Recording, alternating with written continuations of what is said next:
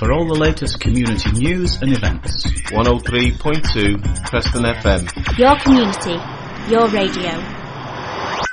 And it's a pleasure now to have the people in the studio who produce our Foodie Friday, and it's Paul and Diana Peacock from City Cottage magazine. So a very good morning. Good morning. Good morning. And it's the first time we've met, so nice to meet, because I sit here on a Friday and I push the button and I listen to the recipe and my mouth starts to water and I think, well, I've only about an hour to go before I can have food. Good, that's what we want. So, yes, a very good morning to you both. So let's tell us a little about City Cottage magazine then, how it came about. Essentially the idea is, if you imagine some of the things that you might do in a country cottage, making bread, making cheese, making sausages, all of those kind of things, kind of countryside-y, kind of self-sufficiency-ish sorts of things, then the idea is that you can actually do those if you're in the city. And yes. You might not have goats, but you can make goat's cheese.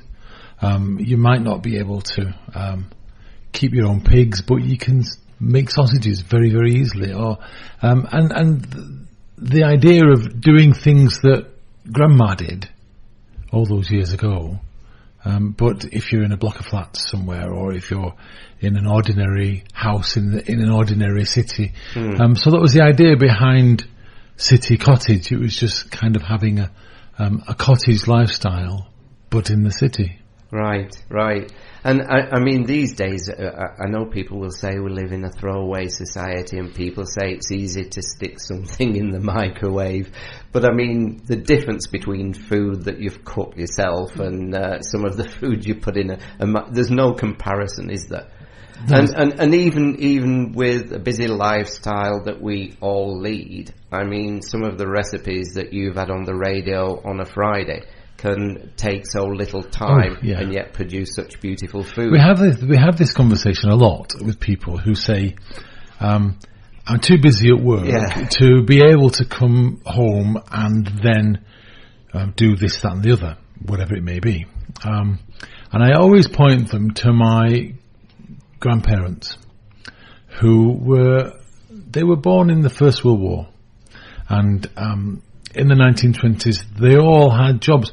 One of them was a coal miner, and he worked 10-hour, 12-hour shifts in the coal mine. Grandma was a cleaner, and she worked all day long cleaning offices and stuff. But yet they still came home, and there wasn't any such thing as convenience food in those days, so they had to do what they had to do. They were a little unusual in that both of them were working, but they both had a spotless house, and they both had good food, etc., etc. But then, if you think about everybody in a town, more or less being in the same boat, but what did you have in those days? In the town that we lived in, there were, because I counted them up, there were 10 football teams. There were two cricket clubs. There were umpteen ladies groups of churches and Sunday schools. There were loads of brass bands. There was so many things happening that these people actually went and did. They were dead busy. They worked all day long like everybody else. But it's not the time that you're spending doing things. It's how you run your life, basically, I think. And what about, I mean, again, sometimes when I've talked to people about this, they'll say that these days, because we don't have the corner shops like we used to, or there's not the shops around, that it's difficult to sometimes find some of the ingredients. But I'm sure, lots of the big supermarkets these days have quite a good selection of ingredients, don't they, for cookery? Yeah. I mean, we sometimes make sausages from the butcher, and we go to the butchers and we buy specific cuts of meat. But often we make sausages by going to the supermarket and getting some mince off the shelf and bringing it home and making sausages out of it. Yes. You can pretty much source almost everything that you need from an ordinary supermarket. Right. So it's possible to do it. So when did it start? When did you think, right, let's begin this, let's put this together? Well, it's funny because from being a child, I've always enjoyed cooking, and now not everybody does. But that doesn't stop people from having to cook. And I can remember a lot of my friends would say, "Oh, show me how to do this," or "How to do that, Diana," or my mum would show them how to do it. So from a very early age, I've always been very interested in helping and sharing what I like to do. And the same with Paul, because, I mean, mine was the cookery side and always the interest in that and the recipes, where Paul has always had sort of the bees and the chickens and making sausages is a big thing that Paul does. So I was a teacher, but I still would do all these things, and I would take things into school and I would share with the children as well of how to make bread, how to make cakes. And then Paul was a teacher at the time as well, but didn't really enjoy it in the same way as I did. And he had been asked to write a few articles for magazines on our interests, particularly gardening and keeping chickens and bees. And it started with that, really. We realised that we could do this, share what we were interested in full time, and started off very simply with Paul leaving school, starting writing, starting to write books as well by this time. And then I realised I could also do that. Right. I wanted to do that. And it was funny, the transition from doing the things with the children to doing things with people who wanted to share with us on courses. And we started to go to various places and actually show and demonstrate the things that we've been doing, how easy it is. And one day while we were doing a book signing, we realised that we need to give ourselves a name. And we just came upon City Cottage. Yes. Yeah. It seemed to fit us at the time, and even though, as we've said, it's a little bit ambiguous in what it could actually mean. Yes. It gives people a talking point. And so a focus. That's right, yeah. So that's really how it started. It's been about 10 years that we've been kind of full-time doing this sort of thing. And that sounds like a nice combination in some ways, the gardening, the cooking, the writing books. Because I think, and some people may not be aware who he is, Jack Hargreaves. Why Jack? Yeah. Jack was always a hero of mine. Is that right? Yes. He became less of a hero when you found out about him, but he always was. Do you mean in the writing of the book? Yes, indeed. I introduced many members of his family to each other that didn't know existed. Just for people who don't know who Jack Hargreaves is, just give us a synopsis of Jack Hargreaves. Was one of the things. Right. Jack Hargreaves pretty much invented natural history TV largely he started off training to be a vet, and then he went working in the Windmill Theatre on a whim because he didn't get on with his dad, and so he went working in Windmill Theatre, ended up in the very first commercial radio in London. It was called Radio Europe, and he and Roy Plumley invented the outside broadcast. Is that right? Which is amazing. I was absolutely amazed by this. And then he became the editor of Picture Post, and was very well known for being a fisherman. And so eventually he was asked by Southern TV to do a TV program called Gone Fishing, and that became Out of Town. And Out of Town went on for something like 30 years. And then Southern TV lost its licence, so he started another programme called The Old Country. And it was essentially Jack in his shed. He was well known for his shed. And he would talk, and then his cameraman was an amazing guy called Stan Breo, who they just went off and filmed stuff, and Jack dubbed over the voice of the filming bit. And then it came back to his shed, and that was each programme, and that was it. He was absolutely adored. But he invented How, the children's TV program. In fact, at home we have all the original documentation for How, and loads and loads of TV things. He owned quite a lot of TV companies around the country, and he was quite a remarkable chap. He was gregarious in his affections, and to say the least. To say the least. And but yes, a fascinating chap, and I remember watching Out of Town when I was a kid, thinking this is wonderful. I lived in Clayton in Manchester, which is sort of between the Aniline and the Wireworks. And it was sort of to see this guy in his countryside with his rivers and his fishing. I've got one of his fishing rods at home. One of his actual fishing rods. His actual fishing rods. Yeah. I was offered £1,000 for it. Is that right? By a fan, but it's got pride of place at home. So I would imagine his fans were really, well chuffed in a way when you actually did the autobiography. Oh, they loved the book. Yeah, they loved the book. I think a number of them were surprised at some of the things that he got up to during the course of his life. For example, his employer on Picture Post was Lord Hulton, and Lord Hulton married a Russian princess in the Second World War, and she was a very, very posh lady. She had a man who would come into meetings, and his job was just to watch the clock so that she could leave that meeting on time. Yes. She didn't watch the clock herself. She had a man to do it. Jack loathed this arrangement, and so he built a boat in his office just to get on the nerves.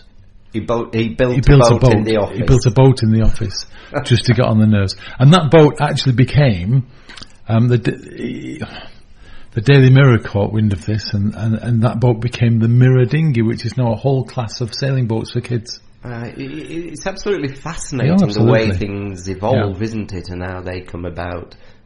Things that you take it's for amazing, granted. and it's amazing the number of things that Jack Hargreaves actually started off or had his finger in, which is I mean, where we used to live in Middleton, and we were writing the book in Middleton at the time, and we found out that one of his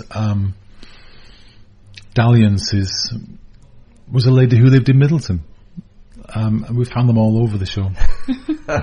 Dear me. And any other biographies? Well, yes, we wrote to do. We wrote the John Seymour biography, which John Seymour was the man who inspired the Good Life TV show. Right. And again, he was a gentleman of gregarious appetite. A much more outgoing and generous man now, yes, really. He was, yes. He was a nice gentleman. Yeah. In a way, John Seymour was the reason for us doing what we were doing, what we are doing, because he wrote a book called The Fat of the Land, and it's basically his story from living on a boat to living on a farm, in essence. And it was a fascinating book, and a particularly low time for us at the time. I read this book about maybe 30 or 40 times concurrently, so I had to do his life story, and John again was a very, very interesting big man, from everything from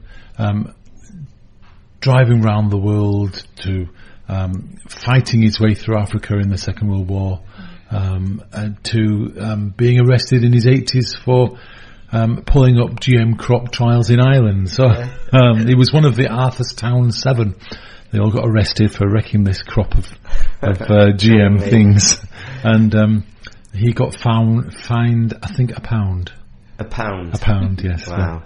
So, no thoughts of any modern day cookery biographies? Maybe Nigella or something. I don't know if Diana's interested in. The one I would like to do, which I have thought about, is Jennifer Patterson, because she's one of my cookery heroes. Two Fat Ladies, yes, Two Fat Ladies, yeah. I would have loved to have done her biography, but I don't know whether that would ever come off. But I find her a very interesting lady. She's an amazing lady. She's her life. Yes, I was going to say I could imagine so. She worked in the Strand. She worked for some publication in the Strand as a cook, and she didn't wash up very well, and they complained. So she threw all the washing out of the window into the Strand. Is that right? Yes. So she's an amazing lady. Yes. And City Cottage magazine then 2014. What would you what's going for us in 2014? I think one of the projects that we're looking at is a thing called Penny Watcher. Yes, I was going to ask about this. And the idea has come about really from what we do, and from the realisation that there are a lot of people out there that are struggling, quite seriously struggling, and there's going to be more. For example, they're projecting 1.2 million people using food banks this year, and that's going to increase. It is, for all kind of economic reasons that will bore your listeners to death anyway, so we won't go into it, but it's very real. And we it sounds very romantic what we do, but there's a difference between the romance of it all and getting paid for it.